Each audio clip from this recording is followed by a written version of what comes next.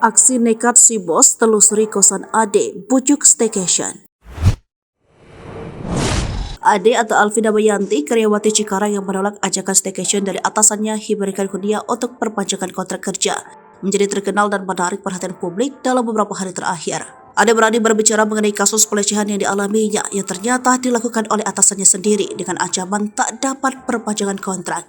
Hiberka Kurniah yang diketahui adalah mantan atasan Ade yang mengajak staycation ini bahkan maju tak gentar sampai menelusuri kosan Ade. Hiberka Kurniah maju tak gentar untuk menelusuri kosan Ade sebagai bagian dari ajakan ujukan rayu untuk mengajak Ade staycation. Alfi menceritakan bahwa atasan seringkali menelponnya, bahkan sebelum menelpon, Hiberka Kurniah tersebut sering memaksa Alfi Damayanti untuk membagikan lokasi atau alamat tempat tinggal kosannya. Atasannya tersebut memaksa ingin mengetahui lokasi kos Alfi Damayanti agar bisa menjemputnya. Pada saat itu, Alfi tidak tahu kemana dia akan dibawa jika atasan benar-benar menjemputnya.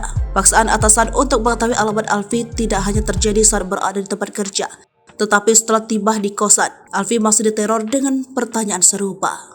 Alfi mengaku merasa takut akan dihadapkan pada situasi di mana atasan benar-benar mendatanginya jika mengungkapkan alamat kos kepada atasannya, sehingga ia memilih untuk mengabaikannya. Namun bukannya berhenti bertanya tentang hal tersebut, sang atasan semakin berani dengan tiba-tiba mengirimkan foto yang menunjukkan bahwa dia sudah berada di depan hotel.